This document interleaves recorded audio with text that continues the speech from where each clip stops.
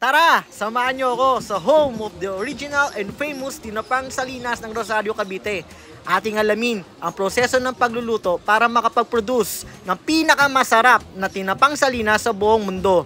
Dito lang natin yung matatagpuan sa Just Love Rosario, Rosario, Cavite, bayang tahimik, masaya at maunlad. Oops, teka. Uy, si Jedi Boy! Jedi Boy!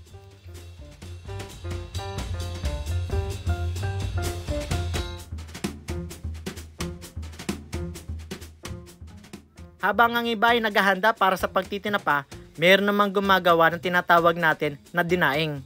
Imagine no, minsan daan at minsan naman libo ang kanilang hiniwat ginagawang dinaing. Pagtapos naman ito, ito'y kanilang ibibilad sa araw. Minsan umaabot ng 2 oras. Depende sa init ng araw.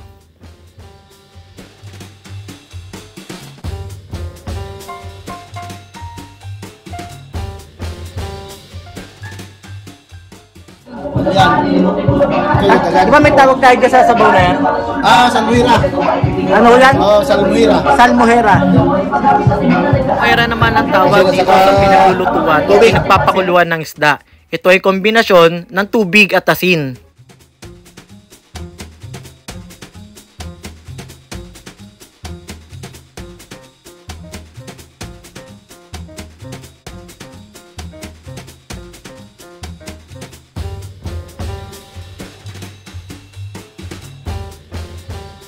Pagtapos naman natin itong banlian o pakuluan, ito naman ay sasalansan ng maayos sa tinatawag nating delerayan.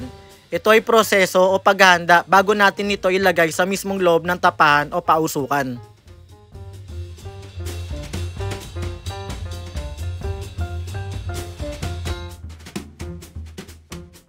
Ayan, nakigulo na ako. Nagtry ako magsalansan ng isda sa delerayan. Hala! Hindi pala biro kasi imagine mo galing sa banlian, mainit-init pa. Kailangang maayos at maganda pagkakasalansan nito para pantay ang pagkakaluto nito sa loob ng tapahan.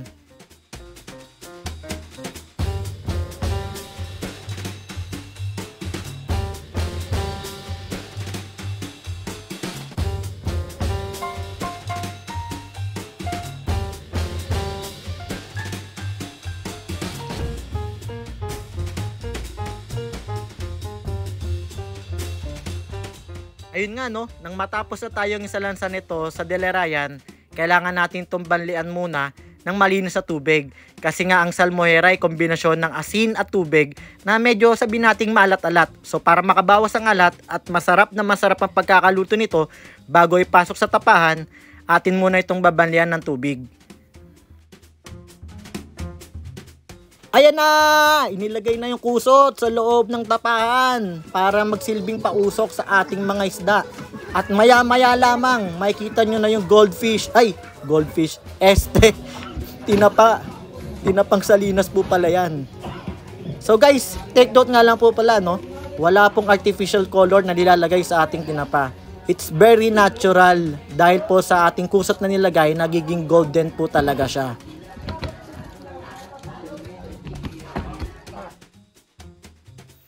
So ayan na guys, no, naluto na yung ating tinapang salinas. After 10 to 15 minutes ng pagpapausok, makikita na natin yung kanyang golden texture.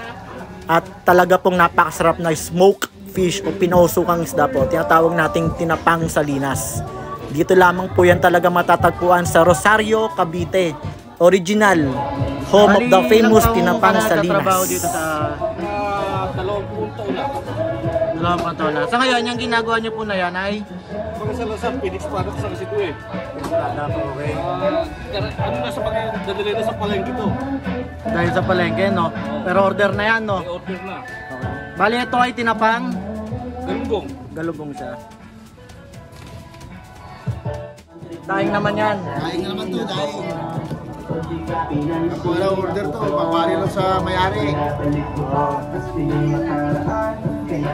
Sarap! Gano'ng katagal binibilad niya sa arawan? Depende sa init. Pag mainit na maganda-ganda, di 2 oras, okay na. Tamsam na. Okay. Pagtapos mo mag-prepare ng tinapa, sasalansan ka naman ngayon. Saan naman ngayon? Tayo dinaing naman. Ay grabe, napakasarap ng ating tinapang salinas. Ating may pagmamalaki talaga to. Nga po pala, nandito ngayon tayo sa Evelyn Smoke Fish Processing. Sa mga gusto pong bumili, walk-in, pwede po kayong pumunta rito. At nga po pala, nag-import na rin po sila kasi po meron na rin po silang pagpapavacuum. So, sa mga gusto magpa-vacuum, sugod lang po tayo dito sa Evelyn Smoke Fish Processing.